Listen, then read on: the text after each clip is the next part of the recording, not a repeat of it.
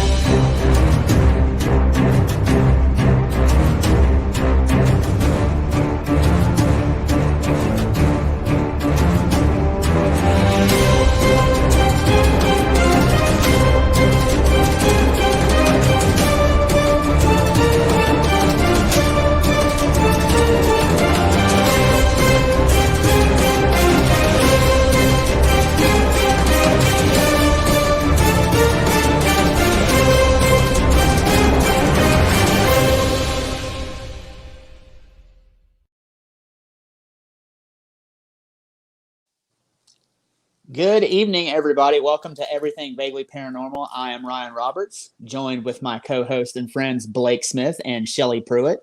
How's everybody doing tonight? Pretty good. I'm rocking my Cindy Brady pigtails here since we're talking about our childhood origin stories. My mother used to make me wear my hair like this all the time. And I thought, if we're going to throw back, I'm going to throw all the way back, baby.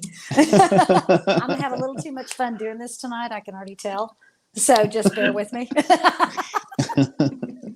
So yeah, we're going to talk about things that happened to us when we was childrens tonight. Children's? Some children's? Yeah, you kind of always wonder what makes people get into the paranormal and what makes them, for lack of a better word, decide to pursue something like this. What kind of makes them tick? We're going to kind of tell you a little bit about what the hell happened to us to make us go, yeah, we think we want to investigate this a little bit further. So, I mean, other than the normal crazy that we already have going, you know. Yeah, you have to be a little bit nuts to do this. Absolutely. But what happened?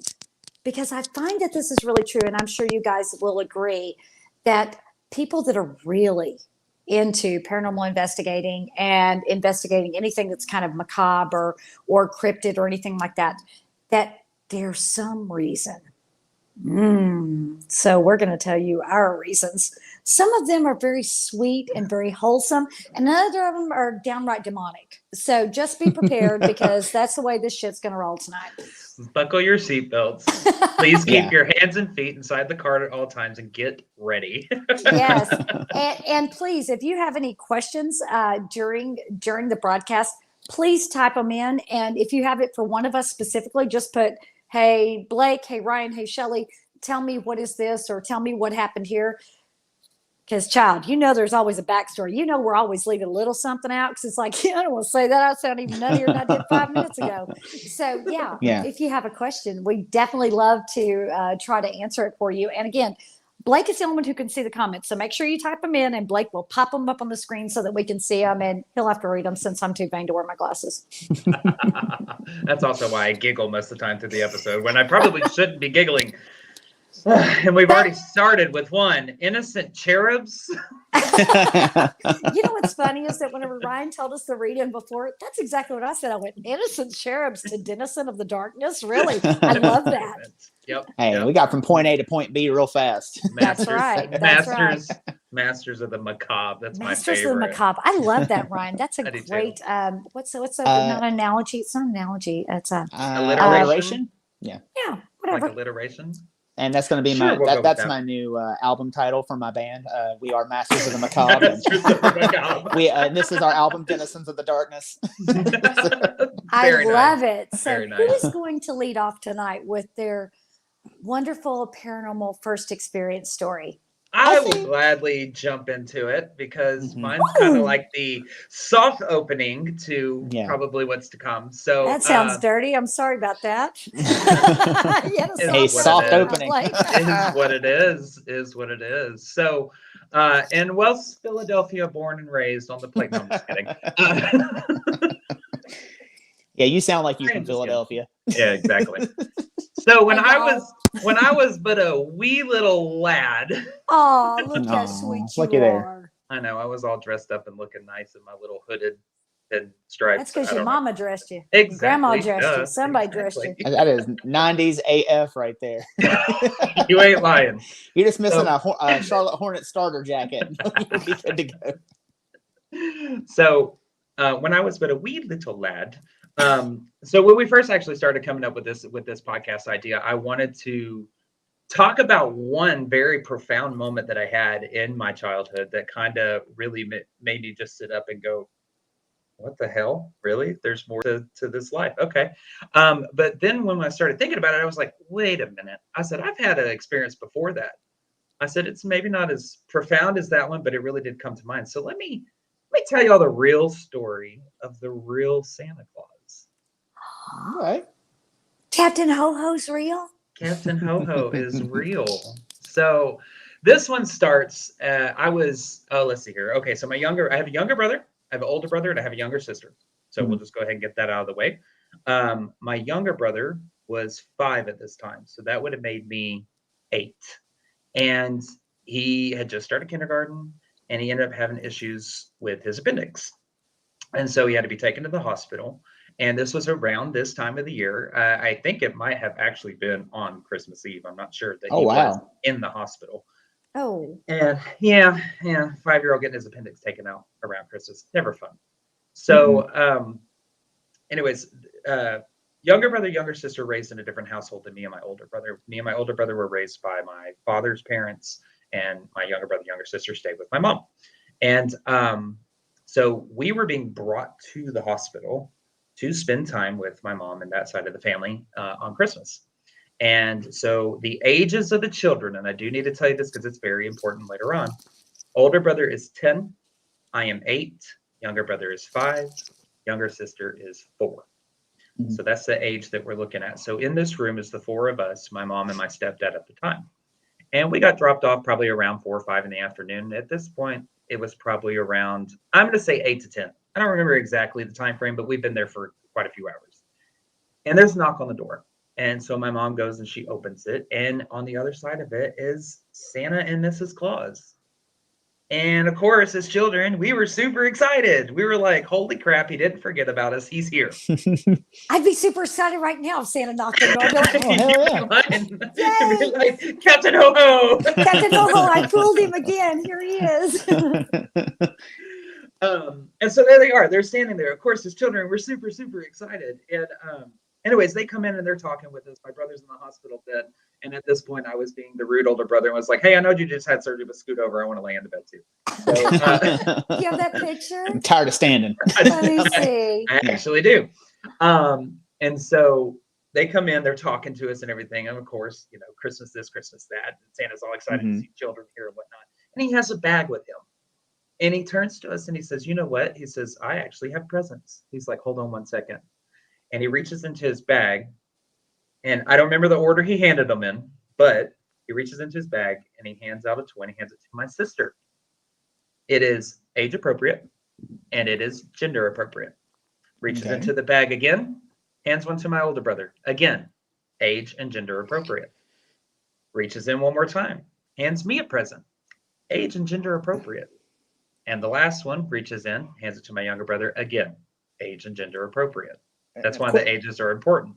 Quick question. Was it something that you remember you like wanted really bad for Christmas, or was it something that you would have played with? No, it was just a basic toy, you know, but it was anything like Hot Wheel cars maybe, or Barbies or something like, you know, for my sister and stuff like that. And so after he got through handing all of those out, he had no other toys in his bag. That was it. That was all he had left. So we had 4 presents, all age, all gender appropriate for the children that were there. So of course we're giving hugs and all that stuff, and my mom says, "Oh, let me get a picture real quick. Let me, Santa has come to visit," and so she snaps this picture. Now that is Aw. me in the bed on the far left with my younger brother, stepdad at the time, and Santa Claus behind him. So you're in the yellow. I'm in the yellow. Yep, Okay. that is me. Matter of fact, I think our toys might be sitting on the windows. I'll have to go look to see if I remember what he gave me. But so that's the picture that was snapped. Now after this, hugs are given again. Merry Christmas. Oh, it's so sad that y'all have to be here, but glad that we can stop by and bring Christmas cheer. And they're going to leave. The door opens. Santa Claus and Mrs. Claus walk out. The door goes to close. It barely has time to hit the door frame. It's not all the way nestled into the door frame. My mother's hand is on it because she said, "Oh my God, I forgot to thank them. Hold on." She grabs the door handle. She pulls it open.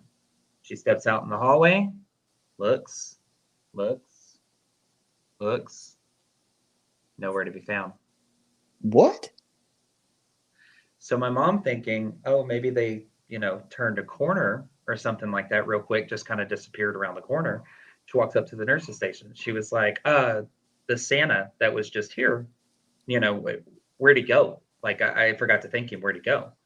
And she kind of looked at her and she's like, "Ma'am, there's no Santa on this floor."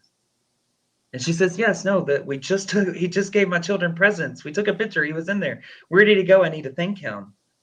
And mind you, it's between 8 and 10. I don't remember the time. But the nurse goes, "Ma'am, our last Santa checked out at 4 or 5 o'clock. There's no Santas in the hospital." What? You met Santa Claus. So explain to me how we have a photo with Santa. You met Santa. That's how you explain that shit. You met Santa. So out of the room, there was nothing that was out of line of sight. You would have had to have seen him somewhere in that hallway. Correct. Well, you know how hospital hallways Correct. are. They're long. Yeah. I mean, unless you're right on the Well- corner, you got to walk down these big, hallways. And this one particular is set up in a square, and the elevators are kind of, over in this area, and you come off the elevators and walk, either around the square to get to the room, and the nurse's station is in the middle. That's how this hospital set up. So when my mom opened the door, she would have had to seen them going to the left or going towards the elevators, and they were nowhere. I mean, nowhere to be And we all found. know they didn't get an elevator that quick. Not in a damn hospital. No, You got to wait on those damn elevators forever. And I'm talking, it was maybe, I mean, y'all, in enough time for a door to open, somebody to walk through it at a normal pace, and the door to swing closed behind them. So maybe 5 to 7 seconds, maybe. And Holy crap. my mom's hand was on the handle, and she pulled it back open, and they were gone. You met Santa. That is. I love that. So when you ask me if I believe in Santa, yeah, damn right, I believe in Oh, Santa. Santa is absolutely real. Santa is absolutely real. Whenever you stop believing in him, he stops showing up. That's why to this Absolutely. day, Santa still leaves me shit underneath the tree because I Yes, still he believe in does. Santa. Yes, I do. I was gonna say, damn, maybe that's why I didn't get nothing last year. That's right. You better That's start right. believing because he is out there.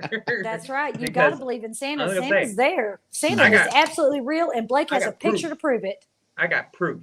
And that man was nowhere to be found afterwards. Wow. He's not a small man. He's not going to duck into a broom closet and be able to hide. No. That's No, Santa Claus we're talking about. Yeah, he you ain't can't- going to go unnoticed. you He can't just- miss Santa Claus. He just wiggled his nose and He up laid they a went, finger I'm sure. aside of his nose and giving a smile at the chimney he rose. Yes. That's pretty much And- it. And the nurse, I mean, those nurses are pretty on point with making pay sure attention. people, Yeah. and the nurse didn't Yeah. see him either. That is, No. wow. The nurse had no recollection of a Santa being on that floor. She did not see him. And the last Santa to leave that day was somewhere between 4 and 5 p.m. when we arrived to the hospital. That was about the time that we got there, roughly. So, and the fact that he had only Love that. 4 toys left in his bag, all age, all gender appropriate for who he handed it to. I love that. That's Oh. and that's just a sweet encounter to have as a kid too. You know, What a I know. sweet story. I know. it only So goes that's- downhill from here. That's how it all began.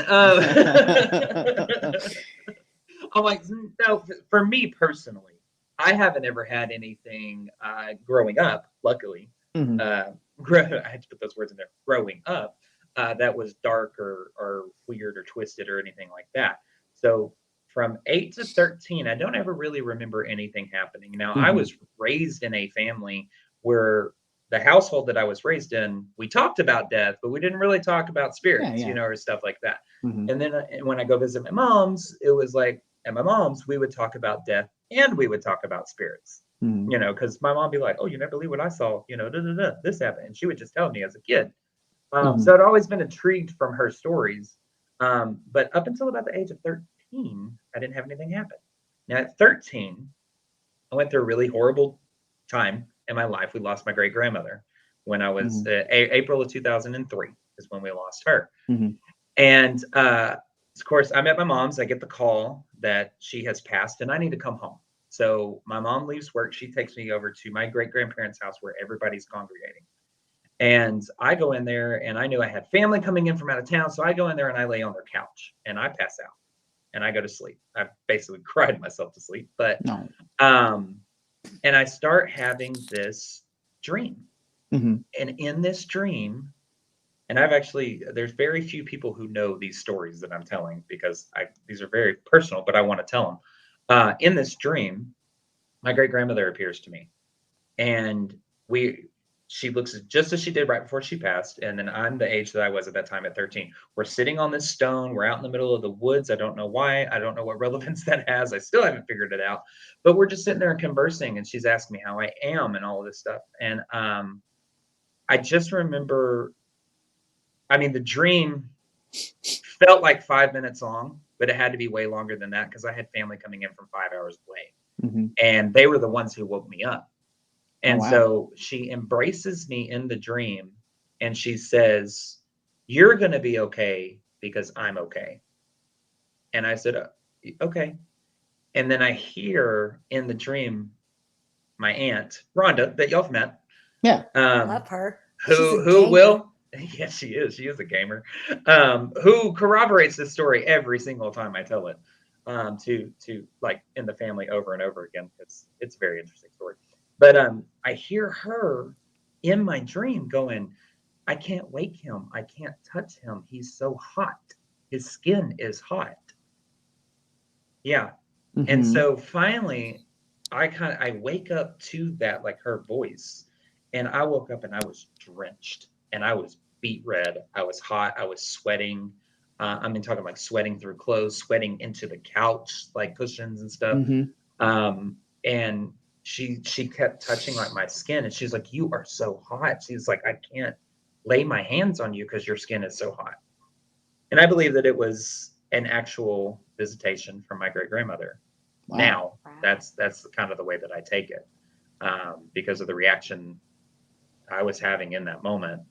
Um, so Do yeah, you, do that you was round think you two. were having an out of body experience maybe because Mm. you said you heard them calling you, I like did I did hear was their it like a voices. far away Yep, sound? yep, Okay. yep. I did hear their voices as they were far away and kind of muffled, is how it sounded. Mhm. And she was saying things to the extent of, "I can't touch him. His skin's too hot. He's burning up." Things along that line. Do you know if you had stopped breathing at all or No, I don't think that I okay. did. I think that I was just I think I had a visitation from her. Now Yeah. Absolutely. doing what we do and researching all that we research, I really do think and believe. And that's one of the most common ways that your past loved ones, in my Mhm. mind, come to visit you is in your dreams. It's just the Mhm. easiest way for them, so they don't scare you or they can present themselves to you and stuff like that. Now, but it wasn't until 5 days later, nope, about a week later, we have her funeral. We Mhm. we do the cemetery bit and everything like that, and I am laying in bed. I go to sleep, not thinking anything of it. Yes, a horrible week. I go to bed. I'm sleeping, and all of a sudden, I got this feeling that something or someone was right next to me, like not in the dream, like in real life. Mhm. And I remember thinking that in my dream, and all of a sudden my eyes popped open and I'm staring at the ceiling and I sit up real quick and at the foot of my bed is my great grandmother. What? As vividly, You see her. I see her visually. Just see as her. solid as we are. Solid as you are. She is Okay. standing directly right in front of me Wow. at the foot of my bed. And I will never forget that moment until the day that I die. And how old were you? Because I was 13. Does she say anything, or she's just standing She there? does not. She does not. She was there, and then it's almost like I blinked and she was gone. I didn't see her leave, but it's like I blinked, and like in the blinking of my eyes, she wasn't there anymore. But I did. I woke up, stared at the ceiling, sat straight up, looked straight at the foot of my bed, and she was right there at the foot of my bed. And of course, my heart stopped. I'm like, "This is whoa, hold on." Yeah. I mean, we all went to the funeral. What are you doing here? So that was my that was probably the most profound as a kid growing up. Wow. Not scary. I mean, I wasn't scared. Yeah, it was my your great grandma. grandmother. It was familiar to you. Yeah, Yes. very familiar. Yeah, but she was from the other side, though. From the other side, yeah. So I think you know what? I always think that maybe they just wanted to say bye. Maybe they didn't get to say bye in the way they wanted to, and they were coming back going, "Hey, you're good." And that's actually really common. They're called crisis apparitions, and Ooh, I didn't know that. Yeah, Talk on. whenever someone, so like, there's been plenty of stories of people who like live across the country and their grandmother passes away, and they'll like see their grandmother like standing in the corner of their room, and they'll be like, what the hell? And then they'll get a phone call, "Hey, grandma passed away 5 minutes ago," or people will hear their voice or see them or feel their presence, and they'll have been just passed away. Yeah. And it's almost like they're saying goodbye, I mean, before they head on out to the next plane, whatever that may be. And that's that interesting. Could be, I've heard of that, but I didn't know what that was called. That could be. I've actually had a few of those. That could be very true in that instance, because with my great grandmother, I did not get the chance to say goodbye. She had open heart surgery, and that ended up, turning into pneumonia and all that stuff. She ended up passing from that. But she was in the hospital, and as a 13-year-old kid, I was scared to go see her because I didn't know what to expect whenever I walked in. So hospital's so scary for little kids. Yeah. So I just refused to go see her. And so I didn't get the chance to say goodbye. So it makes sense that you do say that, that she was, coming to me in that dream once, and then here she is at the foot of my bed whenever I wake up. But that's not the last family member to be beside my bed in the middle of the night, but we'll get to that story later. Those are my childhood stories. Those stories are about me as an adult and have happened within the last year and a half. Those are your two most prominent that kind of got you interested in the paranormal and kind of going, hey, there's something more than just me here. And that's kind of your origin story. It is. It is, because when I saw her, it was in that moment that I was like, oh, what the hell's going on here? There is another side. Like, after I started seriously the next couple of days just thinking about it, you question yourself. Did I see what I saw? Was I dreaming? Yeah, all that stuff. So, but no, I was not dreaming. I know I was not dreaming. And the fact that it's happened again within the last year and a half, not with her, but a different family member. I'll tell that later, though. Little cliffhanger for you. Oh yeah. But that's all that really happened to me in my childhood. That really kind of started steering me in this direction that the paranormal. That there's another world out there. There's another side. After this life. So. Yeah, so that's what nudged you down this path. Oh, absolutely. Per se. Absolutely. Without a doubt. Now, but Ryan, if I remember correctly, your origin story starts off something to the effect about where you lived. Yeah. So my origin story is a bunch of little things that happened growing up until something a bit major happened. And I had a very profound experience. So when I was a kid, we lived in this house out in the country. We had always lived in the city. And then my mom and dad found this house that was out in the country. Mistake number one. Yes. Serial killer 101. You never move out to the country. I'm like, and number two, my child photo got thrown up, so here we go. There's cute little Ryan. Look at him. In those bright ass Aw. 90s colors. Yes, That's right, exactly. that neon pink, Exactly. you were rocking that. Looking like I'm about to be on Saved by the Bell. You did. Exactly. What was the name of the restaurant they hung out in? You know, talking about on Saved by the Bell, everything's brightly colored and all shit, I that. don't Sorry, you remember. guys. After my time. Anyway, it's not the Peach Pit, is it? The Peach Pit? No, anyway. I don't remember. Anyway, so we moved out in this house in the country, and I don't know, you know, when you go somewhere like we've talked before, like you can tell something's going on, and you're just like real uncomfortable. Like I was always uncomfortable in that house. I did not want to sleep in my room. I just always felt like I was being watched, or something just didn't feel right. And How one old were you? day, I was probably about 8 or 9. And one day, my dad was actually he rode dirt bikes in the woods, and he found like a grave in the woods behind the house. And On it your was land? on our land, yes. Oh, And shit. it was like a bunch of river rocks that were stacked on top of each other, you know. So it was like an old grave, you know, how they would outline the Oh, old shit. graves, you know. Yeah. And there were boulders, like boulder pillar looking things that were around this thing. Well, one day an old man drove up and talked to my dad and talked to my mom, and said that when he was a kid, he lived in a village that was back there in those woods. And that the grave that my dad and them had found was a preacher and his wife. The preacher had been working on the church and fallen and died. And then when his wife died, she was buried there with him. But so that was in the woods. So that was creepy anyway. But one night, me and my sister were like in the summertime. You know, we had a bunch of videotapes and stuff. So we'd like stay up late at night watching movies. You know, in the summertime, my mom and dad were in the bed. And my sister at the time, she was probably about 5 or 6. No, she was probably younger. She was about 4 or 5. And she had a habit of when she wanted something to drink, she would bang her plastic cup on the table. And so we're laying there watching movies. Mom and dad are asleep. And from the kitchen towards the part of the house where I didn't feel comfortable in, it sounds like my sister is banging her plastic cup on the table, you know, because she wanted something to drink. And we both looked at each other. And we refused to get up and go look, you know, because we're kids. And we're like, you go look. Wait, was you that go where look. the kitchen was? What do you Nope. hear? Yeah. This bang, bang, bang? I mean, like, Yeah. like was it like 2 bangs, 3 bangs, 4 bangs, or Like, I mean, like 4 or 5. Like, but it was like a plastic cup, like because my sister had a plastic like a cup sippy she cup? would drink Yeah, out. like banging a sippy cup Yeah, on the yeah. table. And like somebody was banging the sippy cup on the counter or the table. And like I said, we looked at each other, we were like, you know, you go look. No, you go look. I'm not going to go look. You go look, you know.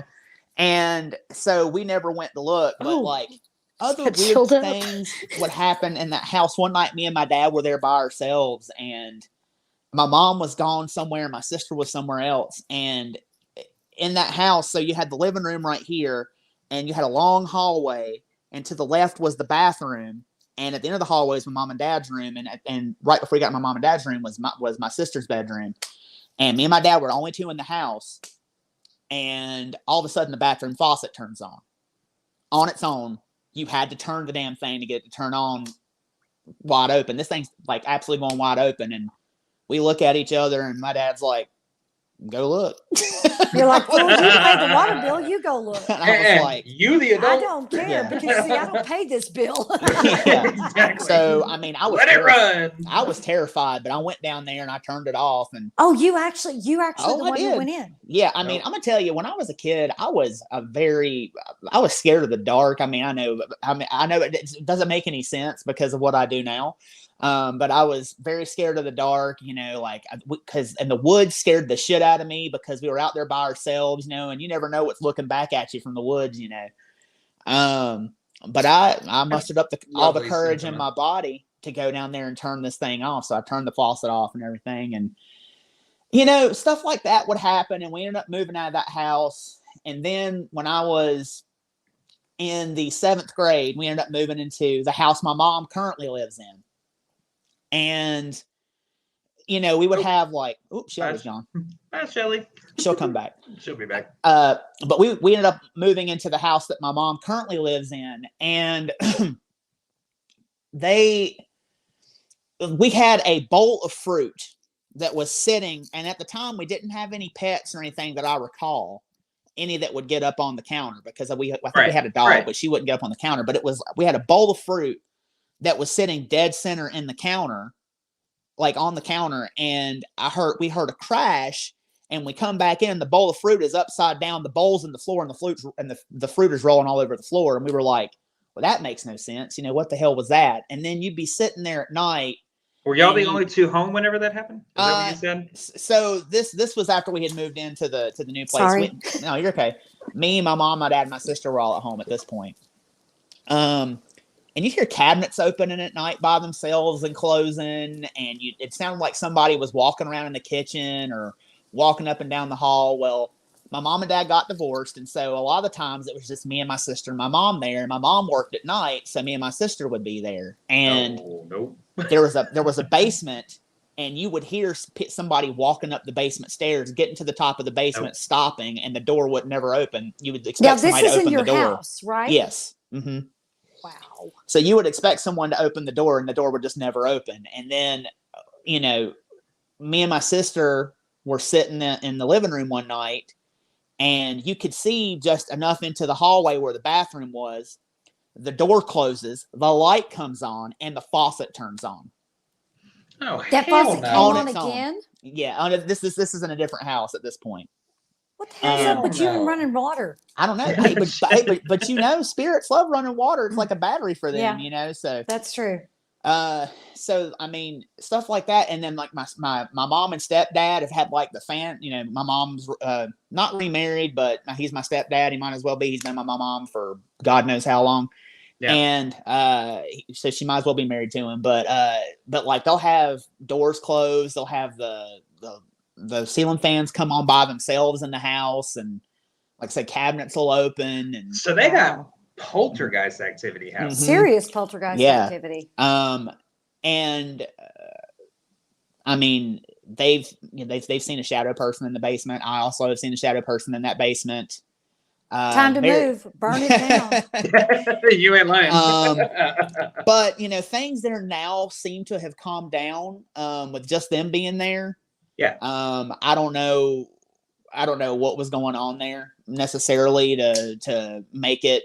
I mean, but at the same time too, me and my sister were both teenagers, so putting out a lot of energy, maybe something was attracted to that, because there is a very haunted graveyard close to my mama's house, and a very old rundown reformatory school right there close to my mama's house too. So, well, it's really funny because you say that you and your sister are teenagers, and then here I am as a 13-year-old having my experiences, and they do say that, in times of transition, any type of transition always seems to kind of stir up some of this like paranormal activity. I mean, you think of younger kids reaching the teenage years like we're talking about, or when you remodel a house or anything of that, it's through a transition. So paranormal activity tends to ramp up during that. So absolutely. And of course, I think kids are more susceptible to paranormal activity. But I think so too. I mean, it seems like kids always are experiencing a lot of things and having to tell the adults about it. Oh, absolutely. I think they're more susceptible just to believing what they're seeing, Absolutely. And, in that house, like I said, my mom, they still have things happen occasionally. But it's kind of really calmed down with just them two being there, and I'll ask them every once in a while, like, have you had anything happen? No, not really. But the most profound thing that happened to me when I was growing up is... Wait, this isn't even the most profound. I mean, damn, you've got doors closing, faucets turning on. Like, I mean, come on. All right. I mean, so that's how that happened. But the most profound thing that happened to me was, so my girlfriend at the time, she lived in a town. I mean, she lived in because we lived in a suburb of the big city, and she lived in the city. And I didn't have a car at the time, and I was really tight with her dad and her brothers and everything. So they would let me come over and spend the weekends there. And I was, like I said, I was probably about 17 years old. Her dad is an ex-Marine sniper. So I respected him. He was a great guy. Yeah, you better. I bet you did. From 150 yards. Yeah. He is. I mean, he was in Nam. He was doing stuff in Nam, and he's told me stories. But man, I mean, he was a great guy. He's no longer with us, unfortunately. Rest in peace. Oh man. But he had a weird sleep schedule, so he would sleep on the couch in the living room. And out of respect, and just because, you know, I'm the type of person I am, I didn't sleep in my girlfriend's bed with her because I'm still a teenager. I'm under his roof. Yeah, you better. And if not, he'll kill you in your sleep. You know, yeah. I don't think he would have cared. I mean, because as yes, I know he him, would have. Yes, he would. I mean, not long after he didn't care. Anyway, but like I just out of respect for him, I would go sleep in the guest room. And I'm a night owl. I have always been a night owl. I'm up late. You can ask anybody. You know, 3 o'clock in the morning. Somebody, you know, sometimes they'll send me a message, and I'm like, "Oh yeah, 3 o'clock." I'm like, "Who's up?" I'm the old like, man. I'm the old man of the group. Ryan and Shelly are always talking, and I'm like, "Guys, I gotta go. I have got that. It's like 9 o'clock. I have randomly logged on at like 2:15 because I woke up because I'd gone to sleep, and I've been like, "Oh, Ryan's online." I'm like, "Yep, for a call." He's like, "Yeah." At 5:30, I'm like, "Dude, we got to go to sleep." Yeah. What's like, up? So. But like I'm awake and everybody in the house is asleep. My girlfriend's asleep in her room.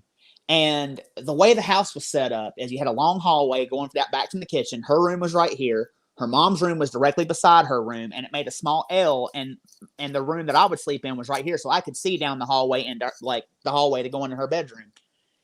And I'm the only one up. Everyone else in the house is asleep. Her mom's asleep in her bed. My girlfriend's asleep in her bed. And her dad's asleep on the couch.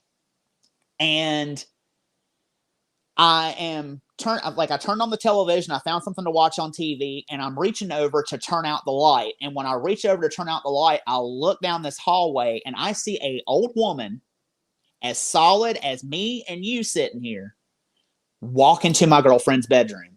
She had on a nightgown, she had glasses, and she had her hair in a perm, like the old women do. You know, or back in the day, they would do like the little grandma perm, looking like Richard Simmons. You know, kind of. So she had her hair in a perm. She had sandy blonde hair. And I remember watching her plain as day walk into my girlfriend's room. So immediately my first thought was somebody broke into the house.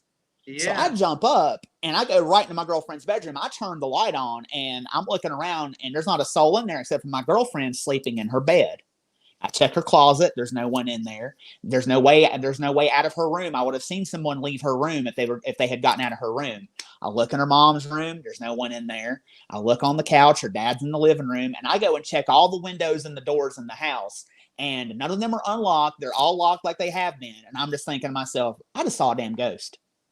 That's the only thing. That's what you thought whenever you saw it, was I saw a ghost. After I checked everything, because my first thought, like I said, was someone had broken into the house.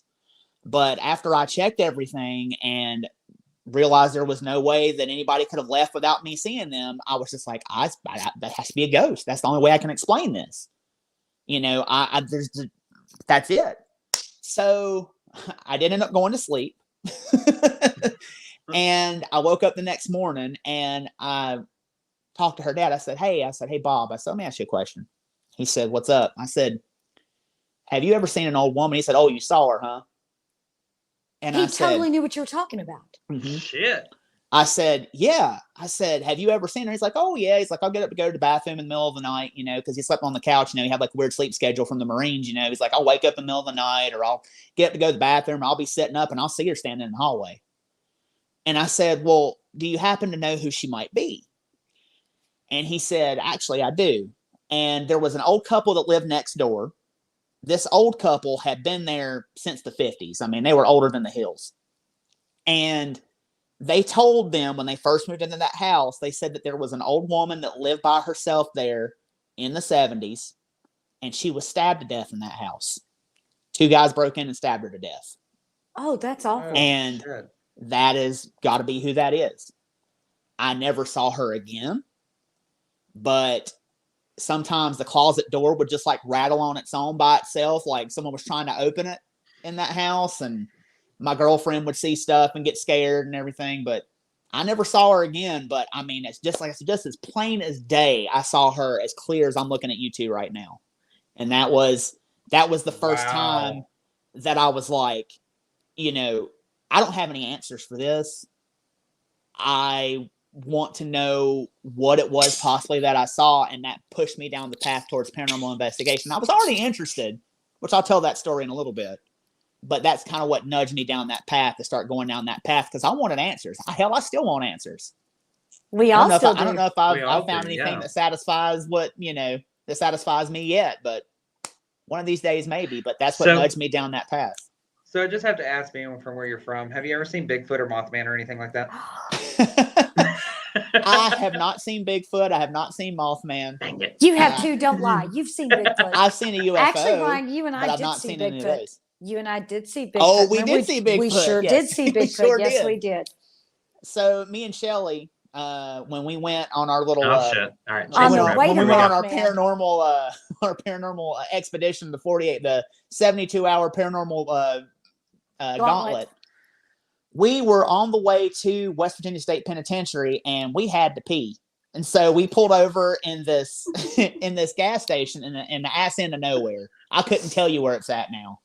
And the ass end of nowhere, and we go inside to pee, and we're leaving the gas station, and we turn to make a left down the road. And what do we see in front of us is a big old not cardboard, but a big old metal plywood cutout. cutout. Bigfoot nailed to a Bigfoot. tree. And when you just glance, it looked like you saw Bigfoot. looked- I'm like, Yeah. I was like, Ryan, look, we saw Bigfoot. There he is. Yay, we just saw Bigfoot. But yes, we did see Bigfoot. So yeah, we did see Bigfoot, but I like other than that, no, I've not seen any. I don't believe I've ever encountered any cryptids or anything like that. But Yet.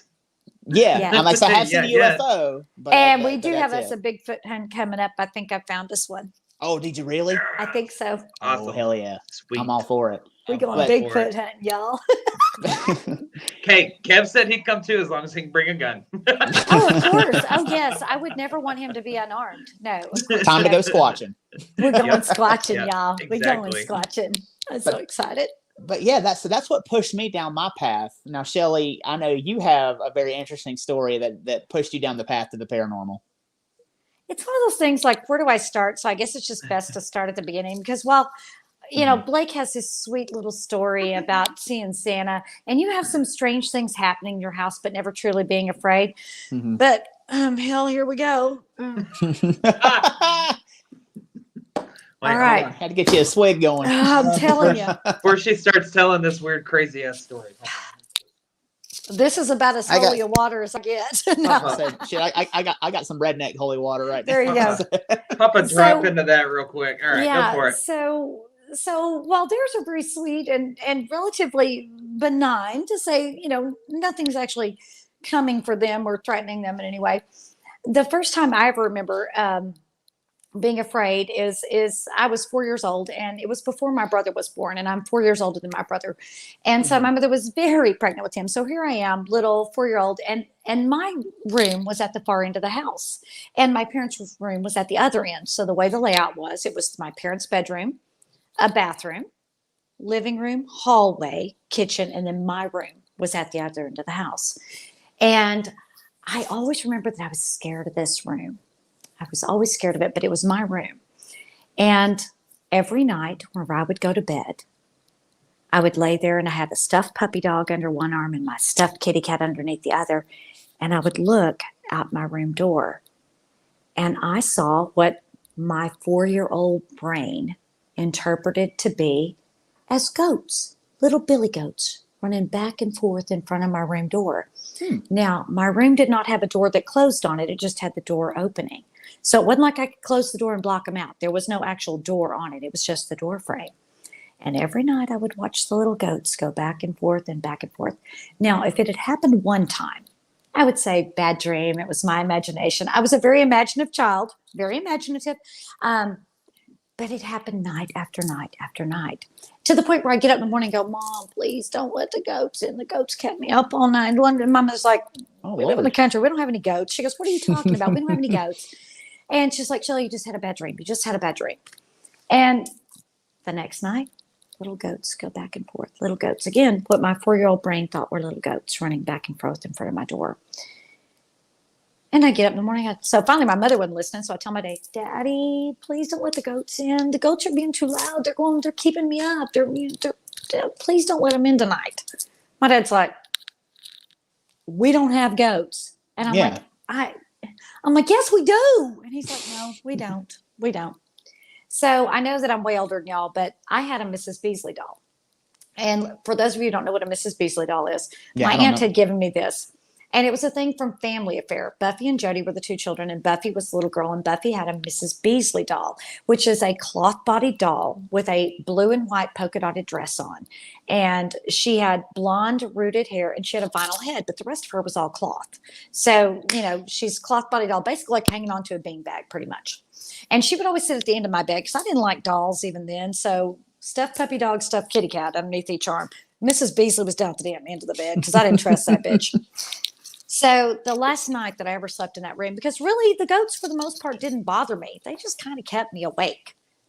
Mm-hmm. But the last night that I ever slept in that room, something was different.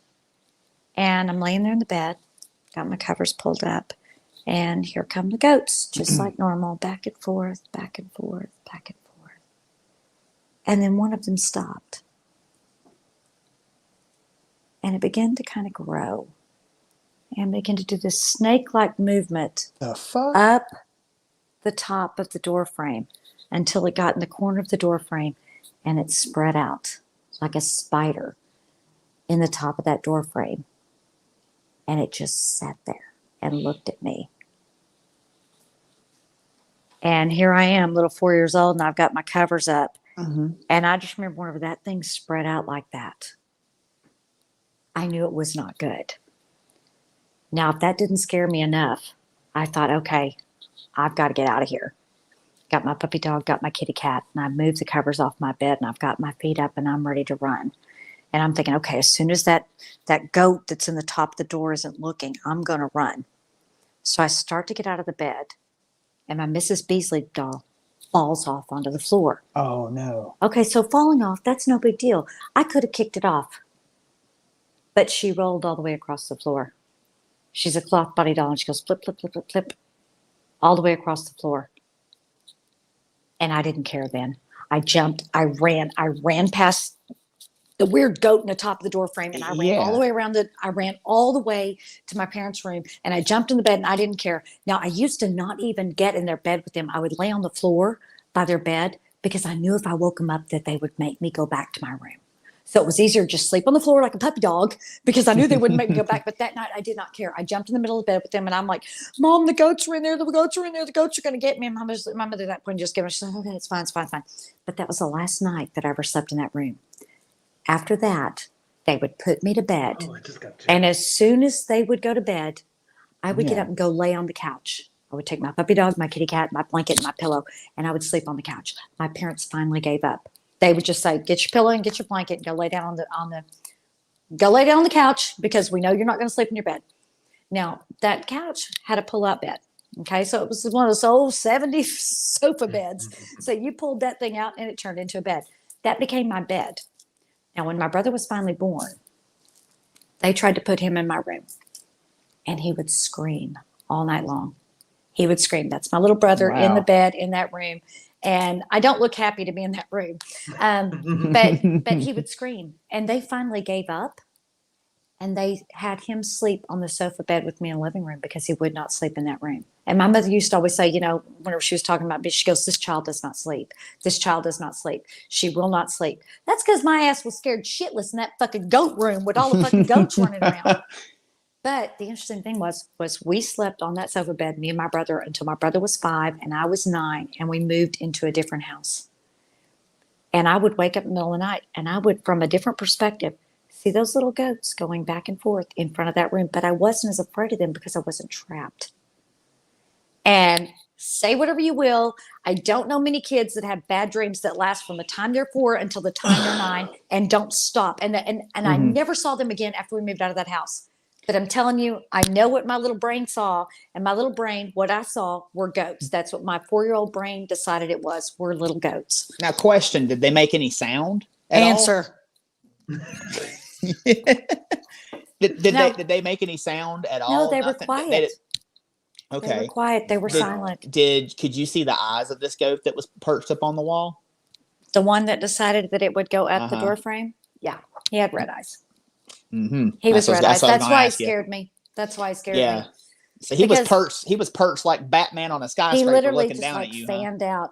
And Wow. think of like a spider in the doorway, like a cobweb that Yeah. arches in the corner of the doorway. That's the way he fanned out, Wow. with his lowest part down, as low as it go. And No, hell no.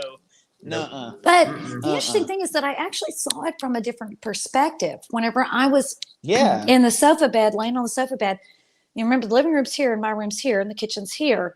And we would lay on the sofa bed and I could see my room, because the way the sofa bed was, my room was here. Yeah. And I could look and the opening of my room, and I could still see those little goats just going back and forth. And they'd kind of come to the edge of the living room and they'd stop. They'd turn around, they'd walk back to the door. Then they'd walk back. It's like they were marching back and forth. They would come close to you? They would stop at whenever I slept on the sofa bed in the living room, they would stop at the living room doorway. This is gonna sound like a kind of a hokey question, but was there like a crucifix that was like hanging up or anything that was like? Nope. There wasn't like anything that was like a barrier to keep them from coming. The difference was one went from linoleum to carpet, and that was the only difference. Huh. The kitchen was all that 70s linoleum. Weird. But my room and the living room were carpet. But they would come to the edge and they would turn around and go back, and they would just go. It's like they were doing some kind of little marching patrol back and forth in front of that room door. But they never scared me until that night, and that's whenever it was like and again, I still remember when we moved into the house that I live in now. I was 9 years old. My brother was 5. And I remember him just randomly asking me one time, "Did we ever have goats?" What? And I'm like, "No, we never had no goats. You get that shit out of your head. We didn't have no goats."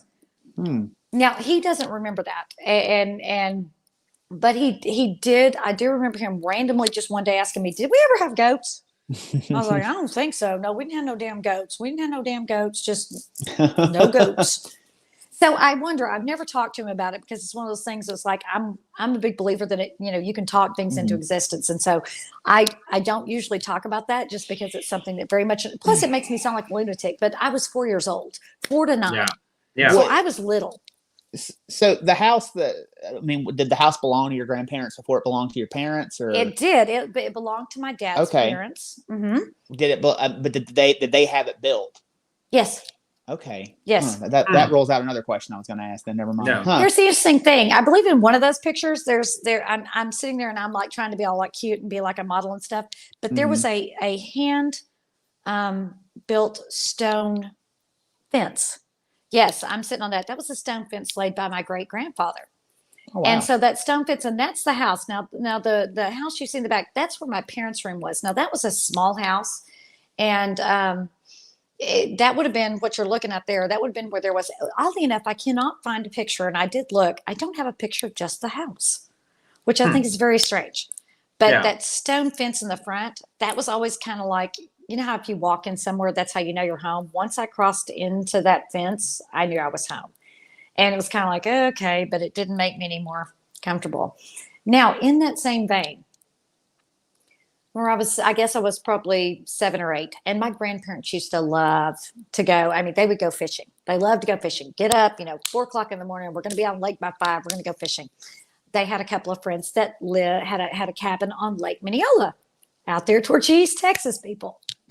And they had this little log cabin. They had these little split wood stairs that you'd walk up to, and there was one little loft, and that's always where I like to stay. 2 rooms downstairs, a little loft up there, big enough for a little bed.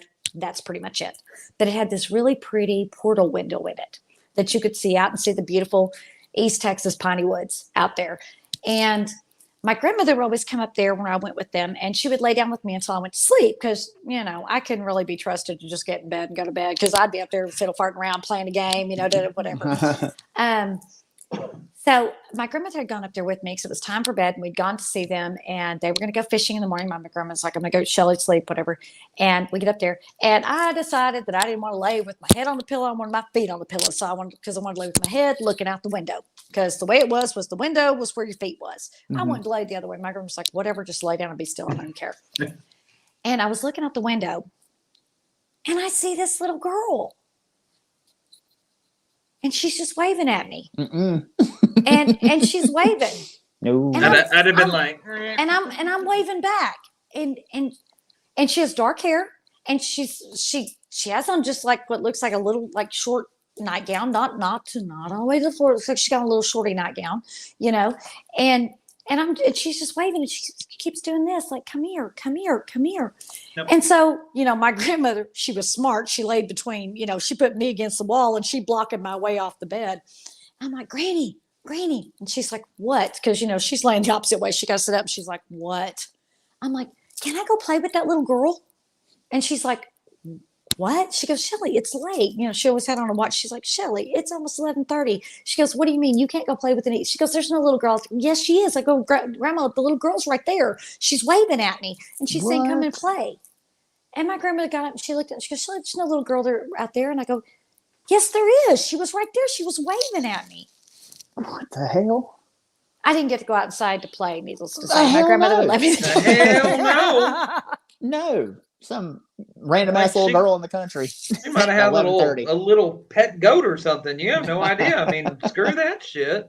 I'm telling you, there were a lot of very strange things that happened to me when I was little. And I'll tell you one more, just to tell you it didn't always have to do with the things I could see. Sometimes it had to do with things that I didn't. But when now we all know about Minnow Wells. Minnow Wells got some creepy crap that goes on in Minnow Wells. Minnow Wells is a notoriously haunted town. Mm-hmm. So there's a place called the Crazy Water, and it used to be called the Crazy Water Hotel. Now it went from being a hotel to being an extended stay hotel to being residential apartments to being at one point a nursing care facility or an assisted living facility. And then basically it was condemned and it's now being redone to be turned back into, and I'm not sure if it's being turned back into a hotel, if it's being turned into apartments. I'm not sure about that. But I had a relative that was in the Crazy Water Hotel. It was still called the Crazy Water Hotel. And I was probably 6, 7, 8, somewhere in there. And my dad, I believe it's my dad's uncle. And we would go and see him. And of course the elevator. Oh my God. You know how much fun it is as a kid getting in an elevator and punching buttons. And my mother would always let me punch the button. We'd go to his floor and she'd be like, now you leave that elevator alone. Don't you come near the elevator. You leave that elevator alone. Well, of course, the adults were getting talking. I was a kid and I was bored and I had too much goddamn energy. I'm running, you know, going up and down the halls. And my mother would say, you can play in the hall, but you leave that elevator alone. Don't you go near that elevator. Don't you get in it. Okay. So I'm running up and down halls, you know, being stupid. And every time I get a little closer to that elevator, I'd be like, well, I'll just go one door closer. And then I run back. I run a little closer. I run back. And I'd be like, I'm going to run all the way up to the elevator this time. So I run all the way up to the elevator and I stop. And I'm like, got all the way to the elevator. Did anything happen? The elevator goes ding and the door opens and there's nobody in that elevator. No. And I'm thinking, oh my God, if my mama heard that, she's going to think I pushed that button. I'm going to get my ass wet. And I just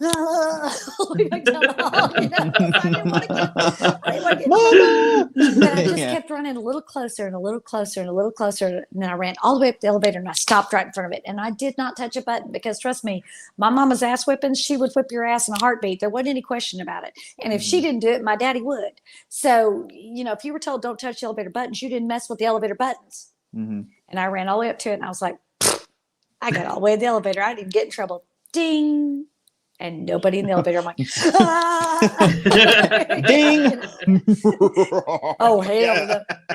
Yeah. So, but I mean, it wasn't like it. I had a lot of weird, and I thought this kind of crap happened to everybody. Mm-hmm. Apparently it didn't. No. Apparently it just happened to a select few of us. You remember that line about innocent cherubs? We might have to scratch through that. That's a very innocent cherub. What are y'all talking about? Paula has a solution to your goats of what they were doing. She says maybe they were performing a ballet and you didn't even want to watch. I watched it every night. It wasn't until they somebody decided to have a damn solo that I decided I ain't watching this shit anymore. No shit. So yeah. That's so weird. So basically, we all had some really, really crazy, profound. I mean, to us, crazy. I mean, goats, a crap ton of poltergeist activity, Ryan. Holy crap, dude. And Captain Ho-Ho. and Captain Ho-Ho and Right. Great Grandma standing at the end of the bed. So Mm-hmm. that's where it all kind of began for us. Now for me personally, of course you have your urban legends and everything growing up. You're like, oh, this place is supposedly haunted. Let's go drive down this road. Let's go touch this place. Let's go do that. Did I do all that? Oh, absolutely, I did. I'm a country boy. I grew up in East Texas. There wasn't anything better to do than a pasture party or go take on cow some tip and some bullshit or like something. that, Take on some local lore or something like that. So that's what we did. Yeah. And it really wasn't until later in life that I started really wanting to jump into the investigation world, and randomly, just wild hair at my ass, basically just bought a video camera. And that was the first piece of paranormal equipment that I bought. And me and Kev owned a flip at the time that was built in 1924. And so we were in the middle of flipping this house and decided, sure, let's go investigate that. Nothing ever came of it. Never caught anything. Well, that I know of. Now, granted, that was years ago. Yeah. I could review the footage now with the software and stuff that I have now, and may have caught something. I have no idea. But it wasn't until, for me, getting into full-blown paranormal investigations, that John, one of the members in our group, contacted me. I was like, dude, you got to come. We're going to Yorktown. You have to come. Make it happen. Come on. And I'm like, okay, and he's like, oh, this is it. This is all you got to do. And I'm like, you know what? I can do that. All right, let's go. So ended up going down there with me and my aunt. Yorktown was the very first big one. Now, I had done investigations before, but it was the first.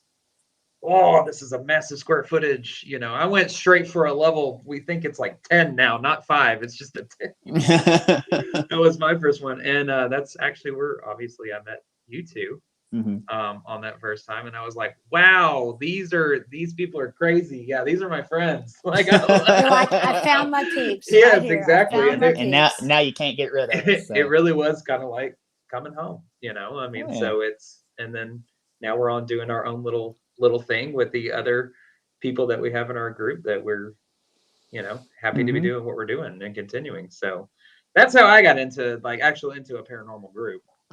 Was thanks to John. I have John to thank for all the craziness that has taken place especially in the last 6 months or so. Thanks, John. Say, well, my road was a bit longer to get to here. So I told you about the experiences I had growing up. Well, having those experiences made Shelly okay? Did she? Yeah, she's oh. She's sneezing. I was trying not to sneeze into. Bless you. Thank you. Okay. I don't know. I was looked up for a second, and I looked down. I was trying not to sneeze in the microphone. My apologies. I didn't want to be wiping snot into the camera, so I was trying to kind of get down. Thank you, though. No, because I looked up for a second to reminisce. Flashback sequence. I was actually trying not to interrupt because I felt like I was going to sneeze and my nose was running because, again, my allergies are very real today. And I was trying to be all nonchalant, kind of just duck down and wipe my nose because it was running. But that blew the hell out of that. Go ahead, Ryan. Oh, no worries. Going back to the flashback. Thanks, world. So yeah, when like I said, I told you about the experiences I had, which naturally made me curious about all this stuff when I was growing up. And so I was the kid. Well, and actually, let's rewind that a little bit. My pawpaw lived in Eastern North Carolina, was from Eastern North Carolina, had all kinds of stories that he would tell us about growing up, about encountering different things like that, and like his brothers and all them encountering all this stuff like that when they were growing up in Eastern North Carolina. And he would get into the mood to tell ghost stories, and I would just be fascinated and hanging on every word, just listening, And when he would get into the mood, he was a fantastic storyteller, and would tell us all these stories. And so that was what piqued my interest initially in everything. But then I started having my own experiences, and I was the kid that would go to the library and I would check out all the paranormal books. I would read about the ghosts. I would read about the UFOs and the alien encounters and the cryptids and ESP and all kind of stuff, And to the point where I asked the librarian one time, I was like, hey, do we have any more books? She was like, I don't know. You tell me. You check them out enough. Damn. So, Okay. yeah, she was not a nice lady. I would do that, and I was also turned on to Coast AM at a very early age. I would sit up at night and listen to like Art Bell and George Norrie. Art Bell, man. I used to listen to Art Bell too. Oh yeah, Art Bell, man. He had some good crazies. He did. He was like he was the first. He guy was. He to was like start a doing pioneer anything in like this. the radio format. Mhm. And Art Bell would talk about if it was unusual, anything that was paranormal, anything that was not Absolutely. normal. Art Bell was on it. You want to talk cryptids, Mhm. you want to talk aliens, you want to talk ghosts, you want to talk Oh yeah. witchcraft, you want to, I mean, you name it. If it was Yeah. crazy and weird, Art Bell would talk about it. Exactly. Every now and then you get that weirdo that you're like, oh man, really, he really needs to hang up on him. But once the train is crashing, you kind of can't look away. But yeah, like he would have, authors and people who experience stuff come on and talk about their books, talk about their experiences, and then Friday nights he'd have like the open lines, like Shelley was saying, the open lines, man. You couldn't miss the open lines. Now, Oh, Blake, my are God. you familiar with Mr. Art Bell? I'm not actually, but Oh my God, you should go back. I'm Go sure on that they YouTube. are Okay. archived somewhere on YouTube or something. Is it YouTube? You can find them. Yeah, because you can find them through Coast to Coast AM, but you have to pay to go and listen to the old Oh ones. no, go find Okay. the YouTube Go find ones. them on They are YouTube. fantastic. Yeah. I mean, you want to talk about some stuff that you kind of roll your eyes at, going, "Yeah, I can't believe this." But Art he Bell would was a humor master. them though. Oh yeah, he would humor humored them and kind of mess with them a little bit, so that was always fun. But He was a master at getting the entire story, and he didn't care how much he had to coax or cajole or pull it out of him. He would get the entire story, even if it ended up with, and we all woke up laying in a damn ditch. If it ended like that, he was getting to the ditch part, So, like several times people would get mad because he would ask such like probing questions, and to the point where and he would like kind of sarcastically jab them a little bit, and they would just be like, you calling me a damn liar? They would freak out on him. So oh yeah, So, and but- he was good at that. Yeah. He kind of walked that line of I Mhm. believe you, Yeah. but I don't believe you, but I do Yeah. believe you if you're willing to continue talking. So. So that's what I would sit up late at night in high school. Like I'd be tired in class. I mean, don't get me wrong. I was AB honor roll student, but I would be in class like sleepy as hell because I listened to him talk 4 hours about some alien encounter, or something like that. But so when I was in high school, at the very end of high school, my senior year, we had to do what was called a senior exit project. And what you had to do was you had to write a research paper, and then you had to find a mentor and spend 30 hours doing something with that mentor, and then you had to produce a product and give a presentation before a board about the subject that you picked. And once again, being that kid that like listened to all that and read all that, I was also watching Ghost Hunters. Ghost Hunters had just come out, like when I was in high school. I'd never missed an episode when I was growing up.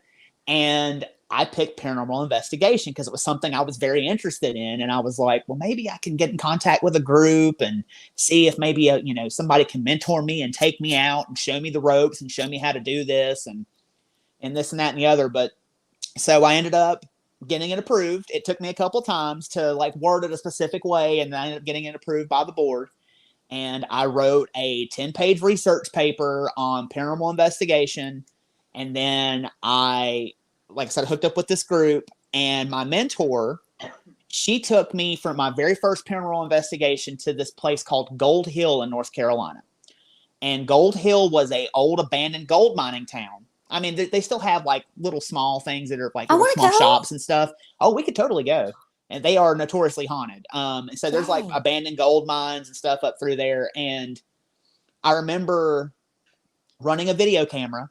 That was my first piece of paranormal equipment too. I had a video camera, and we went down into this valley where they had the powder house, where they kept all the, the gunpowder and blasting caps and stuff for back in the day. Well, there was a ghost story of two brothers that used to guard the powder house, and something happened, and there was a big explosion, and it killed the two brothers. And we were out there, and it was a full moon, and this place is in the ass end of nowhere. So we know we were the only people out there. And like I said, it was a full moon. You could see forever, and there was no one around. And we heard two people having a conversation, two men. You could not make out what they were saying. You could not, but you could tell, one had one voice and one, just two distinctive voices, talking back and forth at each other. But we could never figure out where it was coming from. But I mean, there ain't nobody else around out there. So I did that, filmed the investigation, and ended up presenting the film that I had made as my product. Presented it before a board. The board loved it. They thought it was very interesting, and I made an A and graduated high school. Yay! Good for you, dude. You went to a damn kick-ass high school. Yeah. Shit. Had I been like, hey, I'm gonna do my research over the paranormal, they'd have been like, no, you're not. End of story. I would not have to rewrite anything. That's just end of story right there. That's it. That's it. So after that, I was still very interested in it, and I still really wanted to find a group, but it's so hard to find a group. It's hard to find a good group to go with. And, I kind of, like I said, I was still interested. I would still read about everything. I would still consume all the information that I could consume about it. And I ended up moving to Austin about 5-6 years ago. And I remember I attended, do you guys know who Chad Kalick is? Mm-hmm. He was touring the documentary Sir No Face at the time, and he was doing a tour, and you had to go and watch this documentary to see this footage that he had captured. And he was there doing a Q&A afterwards. And I asked him, I was like, how did you get into this? How did you find a group? And he was like, he said, just do it. He said, you just do it. He's like, and find people that are kindred spirits, basically, and people who are into the same thing, and build from there and just get into it. So it was a few more years, and then I found the group that Shelly was a part of. And my first investigation with that group was Yorktown. Isn't it funny how Yorktown is our connection? It is. All three of us. Yeah, all three. And now total, you add up all the investigations of everybody in our group, not just three. We're the faces of everything Vegas paranormal side of it, but there are 4 other people who are in this group. And Yorktown as well. And I would say that between all 7 of us, we've investigated Yorktown over 30 times now or something. Between all of us, over 50 times. Oh, yeah. Because probably. I alone have been there Probably 12, 14 times. Stacy's been there 12, 14 times. Just her. She and I alone. I've been there probably 10. Between so we're close all to of 40 us, right there. Well over 50 times over if you 50 count times. all of our. But isn't it funny? Met Ryan at Yorktown and met Blake at Yorktown. Yep. So maybe I'm the evil demon pulling you in. as our first one too. That was both of y'all's first one. It was number one. I tell people that, and they're like, "I'm sorry, wait, you went to very first, you just decided to just swan dive off the cliff." Yep. Right? That was it. Yep. I'm like, pretty much sure did. That was always something I used to like to ask people. I'd be like, have you ever done this before? And they'd be like, no. And I'm like, and your first place you're going to go is Yorktown? You realize you're taking a level 5 on a 1 to 5. You decided to go 5. You didn't go decide to go with something nice where you could see what it's like. You decided you're going to go with some evil bullshit. That's your first one? Okay. Go big or go home, man. That's right. And I have a picture that I'll be showing from that one of those investigations later on. Yeah. Yeah. So I just remember, and that's where I met Shelly and Stacy were the first 2 people I met at Yorktown, and I started talking to them about stuff, and they were like, and I said, y'all looking for new members? They're like, absolutely. And I was like, fucking score. They didn't see me do this. But my girlfriend at the time, because it was my birthday too, that was my birthday present. And I went over to them. I was like, yes, fucking score. God, I hope that they said they were going to talk to them about me. I really hope they do. God, I hope they do. Oh, we did. You know, we did. We absolutely did. Wait a minute. You said it was your birthday present? Yeah. My first time it was Blake's birthday present too. It was my birthday present as well. And I left being like, oh my God, they said they were going to talk about me. Like, well, here's the thing. You know what? You can give me and Stacey some credit. Mm-hmm. And if we see a good investigator, we know a good investigator when we see them. Mm-hmm. Right. And we know someone who's going to be appropriately able to connect with both spirits and people.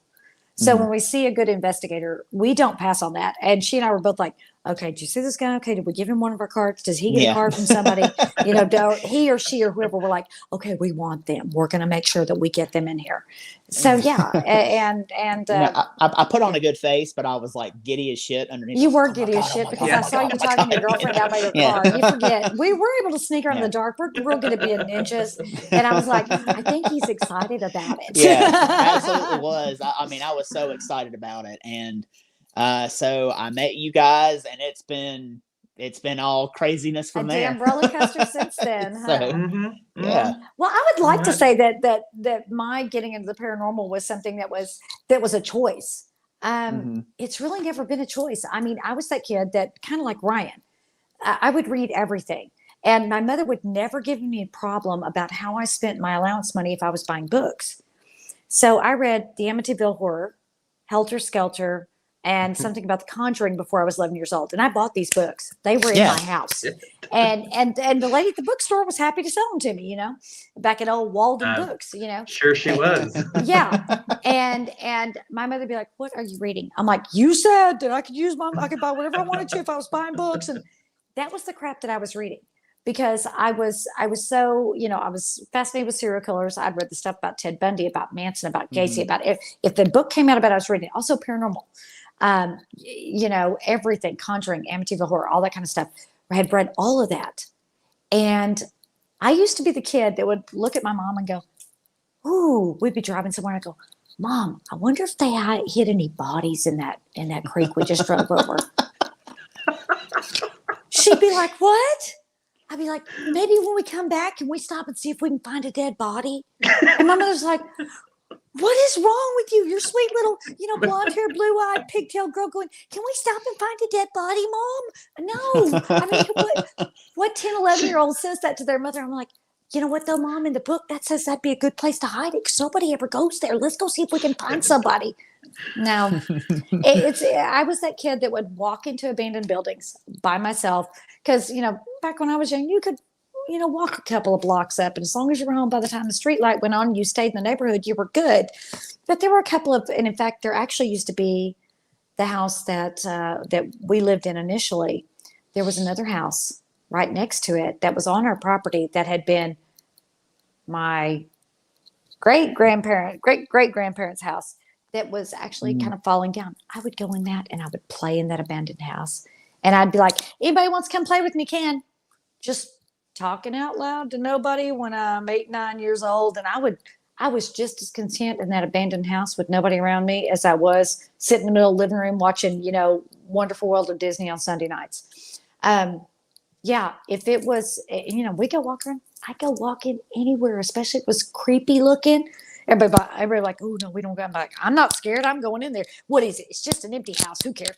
And I walk in, I might go, all right, everybody be cool because I'm in here by myself and I'm trying not to wet my britches. So everybody be good to me, Yeah. It's never been a question with me as a, when did it start? Did you hear that bang? No, there was 2 gunshots. That's what gunshots. That must have been what I heard. Hell. I thought I heard something sound I like thought a I bomb. heard, I thought I heard something That's too. what it was. Well, it was gunshots. Good to Yeah. know. But yeah, it's never been a question for me as to when I started investigating. I don't remember not investigating. I didn't call it investigating.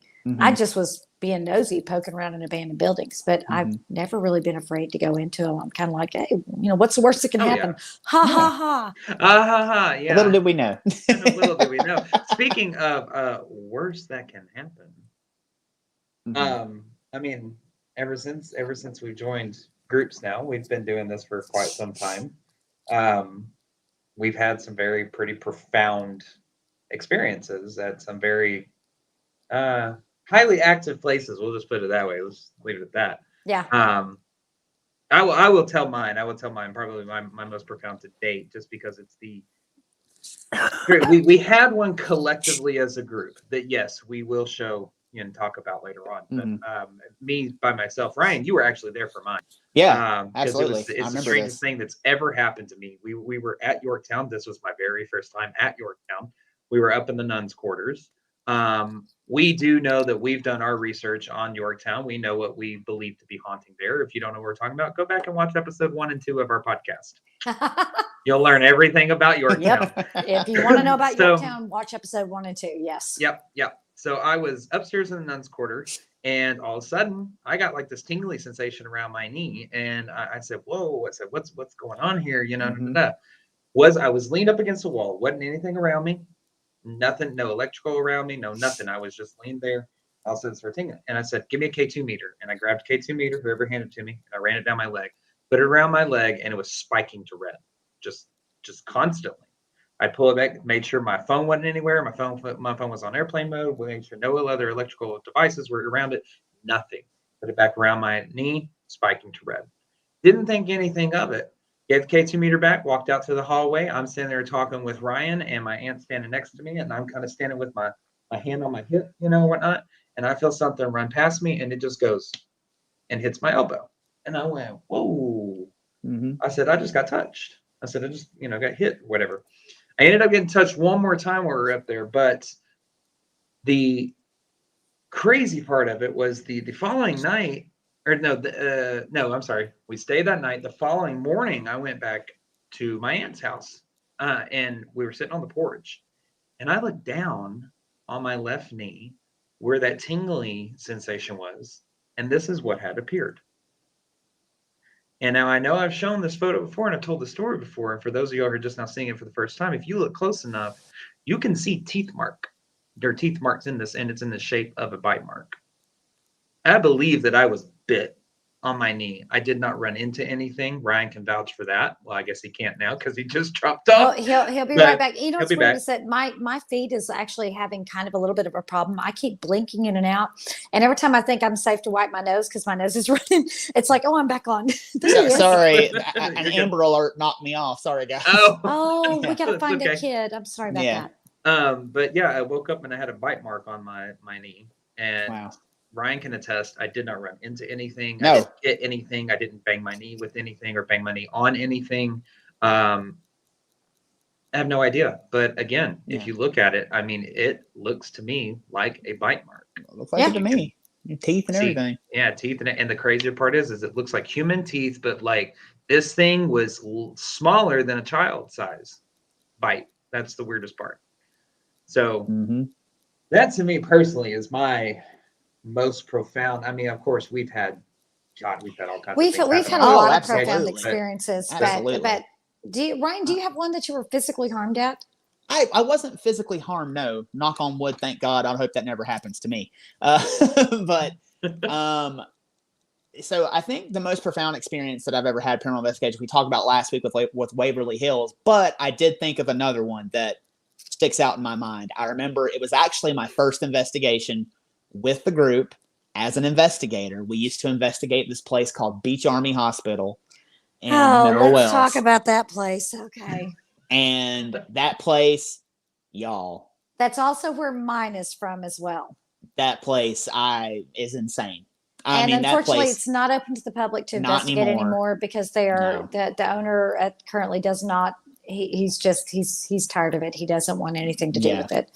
Yeah, and I can tell you that was probably next to Waverly Hills. That might be the most haunted place I've ever been in my life. I mean, that place is insane. Yeah. So I remember two things happened because it was on the same floor. I'll tell you these two things. And Stacy was with me for the first one. Me and Stacy were on the third floor, and we were setting up K2 meters, and for the guests to come and use. We're setting up K2 meters, and we turned to go back down the stairs. And at the end of the hallway by this particular door, we see like flashes of light, like someone took a picture.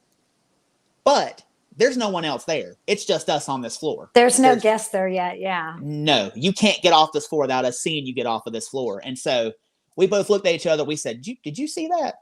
And I was like, "Yeah, I saw that." And so Stacy starts calling out. She's like, "Hey, if there's somebody down here, you need to let us know that you're here right now because you can't be here, and we're going to call the police if you're here and you're not supposed to be here." Nothing. Another investigator would have identified themselves. Exactly. So we walk down here. We're walking towards where we saw the light come from. We're looking in rooms and everything else. There ain't a soul up there. It's just us. And we were just like, well, that's odd. I mean, where'd those flashes come from? Because it literally looked like a flash bulb went off. It was insane. So we go downstairs and then so it comes time for the guests to show up, and we have guests and we go back upstairs. And I have these 3 girls that are with me, and we're on the floor, and I'm like, look, if y'all need anything, I'm here for y'all. I'm investigating with you guys, but if y'all need anything or you have any questions or anything, please come and talk to me and ask me a question. I'll go anywhere you want me to go with y'all. And they were like, yeah, can you go in this room with us? Now, when they asked me to, this room was like right next to where we saw this flash. And it was the only room on the floor that had the door closed. So we open the door and we walk inside. Now, this is an old hospital room. So, it's a hospital room with like the bathroom attached. Now, this is September in Texas. It is hot as hell. I mean, I am sweating like Willie Nelson at a tax audit. I am just drenched, And I'm in this room, and one of the girls opens up that bathroom door, and the coldest rush of wind, it felt like the air conditioner was on when they opened that bathroom door, just like hit with this cold blast of air. And I was like, God almighty. I was like, that's weird. And so I had a K2 meter. And I was just asking, like, hey, we're making our rounds. Do you want I was like, do you want some fresh pillows? Do you want some fresh like linens and stuff like that? And I wasn't getting anything on the K2 meter. And I was like, okay, well, these guys are about to go to Vietnam. The people who are in this hospital were about to go to Nam. Like, if you were in this hospital, you knew you were going. And I was like, well, maybe they want like a shot of whiskey or something. I was like, do you want a shot of whiskey? And all of a sudden, the K2 meter tacked out at red, and the door behind me, it was like somebody grabbed it. And these 3 girls were standing in the middle of this room. There's no one next to this door. There's not a breeze blowing. I mean, it is just stale, still air in the middle of September in Texas, other than that cold rush that came out a while ago. I mean, at this point, that's already happened. And it's like somebody had grabbed this door and with all their might slammed it as hard as they could have. Ooh. And I turned around. I was like, what the hell? And these girls, all 3 tried to jump in my pocket at the same time. I was going to say, they tried to climb you like a tree, like, yeah. And so they were like, get us out of here. And so I go over to this door. Now, this door opened relatively easy when we walk into this room. And I go to this door, and I've grabbed this door, and I'm trying to get it open. And I'm jerking this door as hard as I can to get this door open. And it's just not budging. And so finally, it takes everything I have in me to yank this door open, and the door just comes open. And there is no logical explanation for me as to why that door would have slammed like it did and slammed with the amount of force that it did, especially when there's no wind coming into that room. There is no reason, and nobody touched it. We were away from the door. We were a significant amount of distance away from the door. And I can tell you, like, as an investigator, I had to keep my cool, but that scared the bejesus out of me when that happened. I can imagine. So I actually know the room you're talking about, Ryan, because I had an experience in that room as well. Mm-hmm. But that's not the one I'm going to tell you about. Mine also comes from Army Beach, and I actually have 2 from Army Beach. Or Beach Army, or however it is you say it. It doesn't matter. You can't get in there anymore. One of them, and I believe that Blake has a picture of this. So in the surgical center, there's a surgery center on the 3rd floor. And every time I walk into that, it makes me ill. And this is the one where I had gotten into it at first, and I started out, and something literally rushed up on me. And I basically, I couldn't control it. I started to vomit. It was that fast. And I'm like trying to walk out with the guest, and all of a sudden it was like, oh, and that was it. I was done. I started puking. And I'm like, get off me, leave me alone. And as soon as I got in the hallway and got clear of that room, I was fine. But after that, I always knew if I was going in there, I needed to be careful because something was waiting for me. And so I had gone in there one night, and I'd made it inside the surgery room. Now, inside the surgery room, there was this little area where you could, like, what would have been, I guess, the doctor's scrub area where you'd wash your hands and everything before you went into the surgery room. Now, the room that adjoined to that was a small little room, which I guess where they would have kept clothes, scrubs, that kind of thing. The thing about that little adjoining room was you couldn't get into it from the hallway because the door was barred because of where the ceiling had kind of caved in a little bit. And so you're in the surgery room, you go into this little short, little narrow hallway, and there's a door there that would have joined to that other room. Now, in this doorway, there is no glass. in this little door, because there is a door you'd have to pull open, which makes no sense. If you got your hands clean, ready to, operate or whatever, why would you have to touch a door? But you had to. And I'd walked into that surgery room and I'd been standing there and I thought, okay, good. I skirted it. It's not going to make me sick. And all of a sudden I felt it. And I'm like, and I'm trying to breathe through it. I'm like, okay, don't puke, don't puke. It's really bad to puke on the guests. You can't puke on guests. This is really bad. We don't vomit on guests. And it made me mad. And I walked up the door and go, listen, I go, you need to stay in there and you need to leave me alone. I go, don't you come out. I said, if you're going to be there, you stay in there, but don't you make me sick. You're not allowed to make me sick.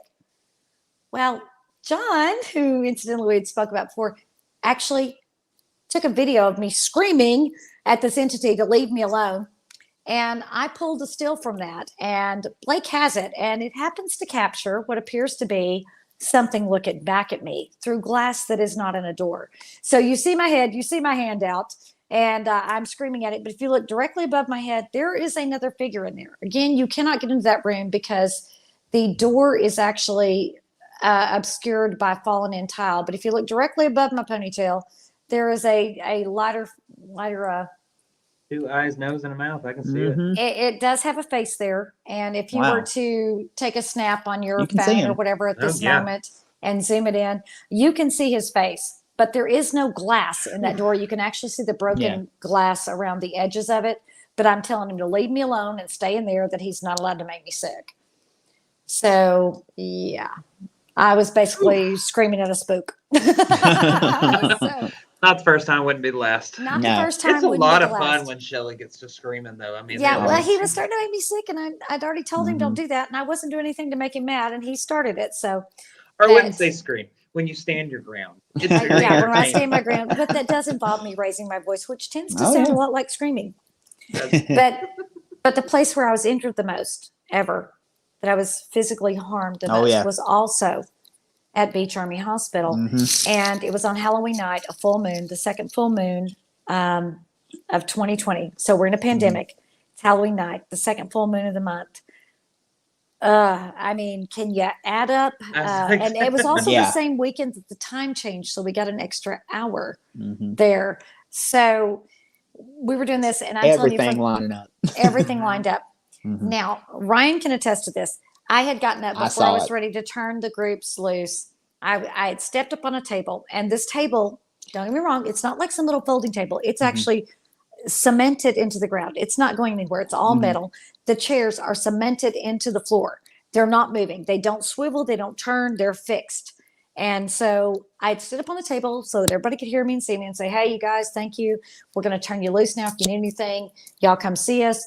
And I stepped down, onto the chair, and I put 1 foot on the floor. I have my hand on the back of the chair and 1 foot on the chair. I've already got 1 foot planted squarely on the floor. And Ryan and Cal and a couple other people told me later, actually Haunted Sky Paranormal was there that same night, said that it looked like something did this to me and threw me backwards in slow motion and threw me onto the ground. They said it literally looked like I was falling in slow motion. There was no reason I should have fallen. Well, also remember, that was the only part of the floor that was wet. Yes. That it pulled you into, because and if I'm lying, I'm flying. I ain't left the ground. Like, she literally was firmly planted. Like, had not even lifted up her second foot to put it on the ground, and something grabbed the back of her shirt and yanked her that way. Jesus. In front of a room full of people. Yes. And there was one puddle of water that was in that abandoned building. And it was kind of off to my right-hand side. And it literally looked like it pulled me back into that puddle. Now, the theory about that night is I thought it wanted me out of the building. What was the way to make me leave the building? It was chilly that night. If I was cold and wet, I was going to leave and go change my clothes. I had a hotel room, 3 minutes down the road. And I even told him, I was like, Ryan, you got the building. I'm going to be back. I have to go change my clothes. But the next day, even if I would have just randomly fallen, the amount of damage done to my body was nuts. Blake, do you have a picture of that? So there are a couple pictures. That was the bruise from after day one that was on the back of my leg from where I was thrown to the ground. I don't have any pictures of my back, but let's just say it looks similar. That is a hard fall. And that's what it looked like down the other side of my leg. And there is absolutely no reason that I should have been that bruised had I just fallen. No. So something had literally decided it was Yanked you going to backwards. hurt me. And again, Ryan was a witness to this. Yeah. It looked like I fell backwards in slow motion and was thrown onto Yeah. the floor. Haunted Sky Paranormal was there. Keith and them that you met, Blake, they were Yep. witnesses to it as well. Yeah, and the way, like, and it made God. no sense. What was that? No, I said, good God. Oh, I said no, and it made no sense the way that you fell either, because, like I said, you were absolutely firmly planted. You had one foot firmly planted on the chair, and one on the foot ground. behind you firmly And I was planted on the holding on to ground. the back of the chair. Yes, and you hadn't even picked up your left foot to I had even both put it feet back, still. and you just went whoop backwards. I mean, it made no sense. I mean, we know what happened, but like, still, I mean, it's logically, it just makes no sense that she fell the way that she did. And I literally felt like my feet got knocked out from under me because That's I what it looked landed like. flat on my back, like Right. flat. I mean, if you just fell backwards, you'd think you'd landed on your booty. Mm-hmm. I landed flat on my back. I mean, to the point that it's like I was like going, "Oh my God, that She was really soaked. hurts." Mm-hmm. I was soaking wet.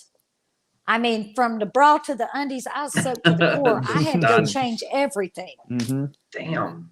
Yeah, that was a again. But we will tell you the story of Army Beach Hospital some night. That Oh, yeah. Halloween night. Yeah, that's a whole other episode man. in and of itself. Yes, it is. That is one that by far the scariest night of my life ever investigating. Oops, sorry, I caught my. You're good. Getting too excited. I know. I get caught on the cord. Sorry about that. Yeah, okay. Probably the scariest night ever in total, yeah. from point A to point B, beginning to end. I can vouch for that. That night was intense. That was intense. That was Mhm. intense. Well, going from a super intense one to a way less intense one, but still gave us collectively our literal most profound piece of evidence I think we have ever captured. I'm sorry. I will go on record. Collectively, yes. Yes. That we have all been a witness I'm to. with you on that. That we all three have been a witness to, and 3 other individuals at that time that were in the room. So we recently just did a podcast over this location. It is a way lesser known haunt here in an East Texas town, the Gregg County Historical Museum. We were granted access 2 different nights into that place, and the very first night they decided to show up and show out. Mm-hmm. Yes. We had no idea what we were going to be walking into. This place had never really been investigated by a team with massive amounts of equipment, and so we didn't have any stories really to go off of, except for maybe 1 or 2. We didn't have any names. We didn't have anything. You know, the only thing that we knew was Going in blind. We just knew that there was a big old shootout with the Dalton gang in front of the museum that resulted in a few deaths, few injuries, stuff like that. But the night goes on, and it wasn't very late in the night. It was right after we ate dinner, and it was within the next couple of hours after eating dinner that we really started to get all of this stuff happening in this main common room. It was before we separated. We were all still collectively together. Yeah. Mm-hmm. Yeah. And it's if you didn't catch the last podcast, please go back and watch it. It's really cool. Yeah. Very interesting. A lot of evidence. But to tell you again, it's a main common room where all these rooms just kind of converge on. We're standing there. We're running a completely different experiment. Lord, words are hard. And we have a paralight going. We are doing the flashlight method. I know it's controversial from some, but I like it. And we K2s. have K2s. We have motion balls going off and all that kind of stuff. Paralight. Yep. We're asking questions and things are lighting up and whatnot. And all of a sudden, this light illuminates the room. And Shelly just starts saying, "This door is opening." I said, "This fucking fucking door just opened." Yeah. I said, "I didn't touch it. Gypsy can attest. This door just opened behind me." Everybody, like everyone is facing this direction. The door behind everybody unlatches and opens. Yeah, because Stacy had previously shut it and pulled it. And you have to pull it to get it closed. Mm-hmm. Yeah. And the fact is that had it not been latched properly, we had been back and forth and running around that room the entire night. And had it not been latched properly, it would have already come open. Oh, absolutely. But the fact is, the moment we're all standing completely still, it decides to go. all accounted for, all in the same room, Mhm. all 6 of us were investigating together still at this And point. it flipped me out because the motherfucker was right. I'm like, Right behind you. I'm like, y'all, so- this effing door just opened behind me. Yeah. Luckily, I happened to be filming at that time on my phone, and just I mean, I don't even think we were running cameras everywhere, but we didn't have anything else other than Yeah, phones I at that actually moment. started Yeah. saying, Blake, you need to film Yep, over this and door so- open behind me. I flip over to Shelly, and there is a longer video. There's a 45-minute full-length video on our YouTube channel. You can Where go we and try to watch. debunk it and everything else. Yes, you Mhm. see it. You see the light illuminate as we're running the experiment. I catch the very tail end of it kind of sliding open behind Shelly. You see it, us trying to debunk and all that stuff. But anyways, I swung it around and I start walking over in the direction that Shelly is at. And I stand there next to it. And the next part is on video of what unfolded. That was you?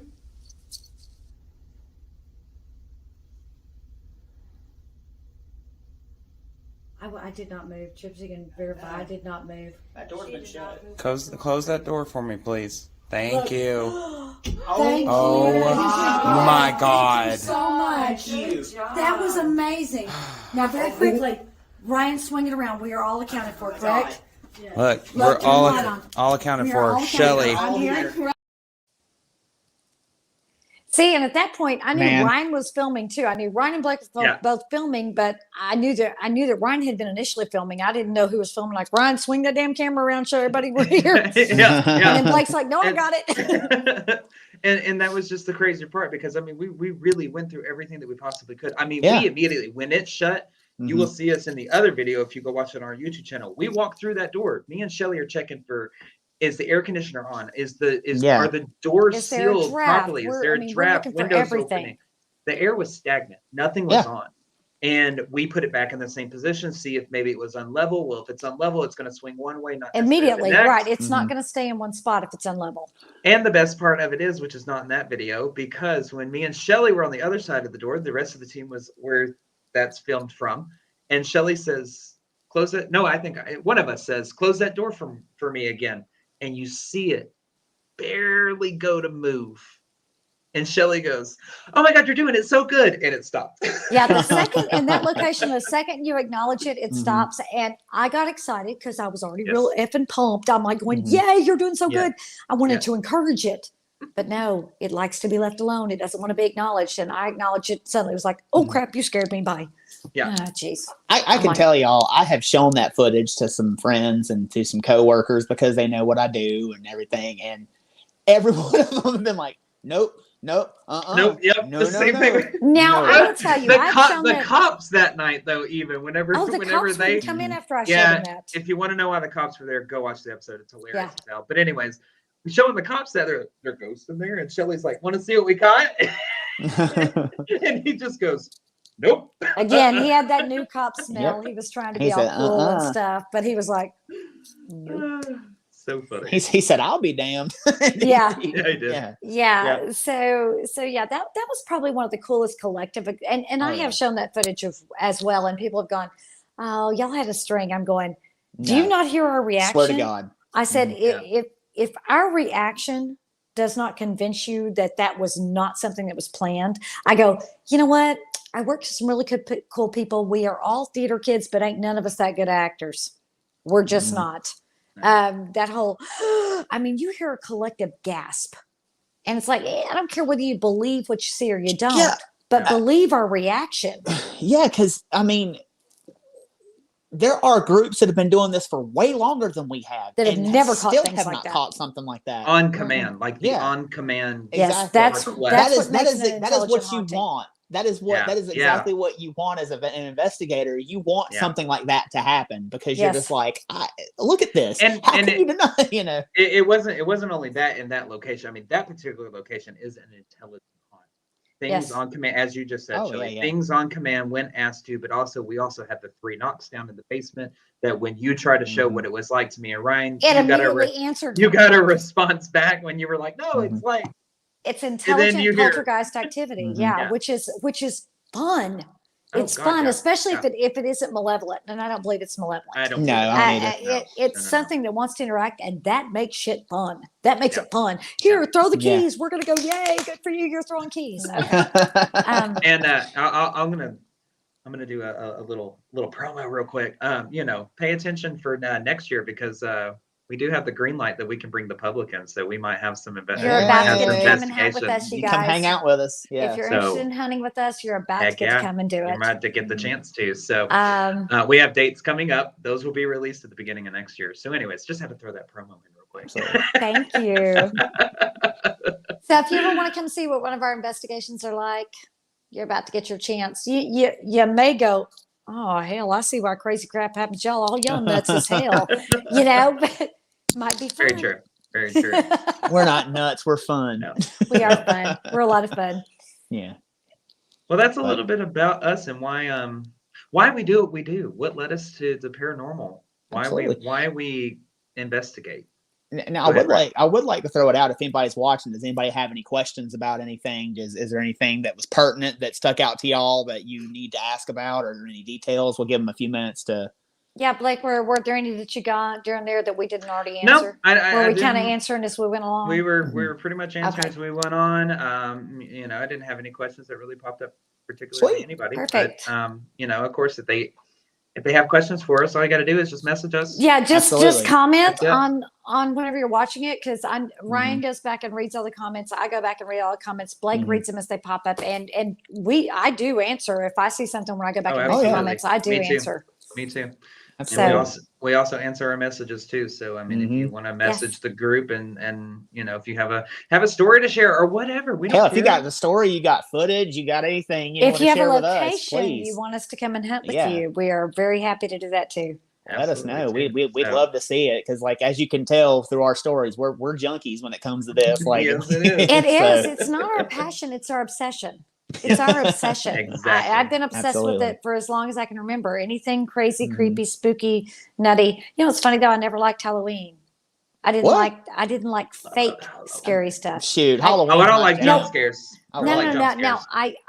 I didn't like it as a child. I like it now, but I Mm-hmm. didn't like it as a child because I didn't like fake scary things because I Oh, knew not what at real all. scary shit looked like. Oh, yeah. Yeah, I had exactly. goats running back and forth from my room. That was real scary shit. Exactly, Halloween, that for exactly. freaking amateurs. You can have Shoot, your damn I Halloween. love it all, man. Throw me in a haunted attraction or a Nah, you paranormal jump location, scare I'm me good. again. Fight Oh, or I flight. love it. I punched somebody in a haunted house one time. Oh, Jesus. Dude came at me with a chainsaw, and my only thought was, and that's back when they could grab you.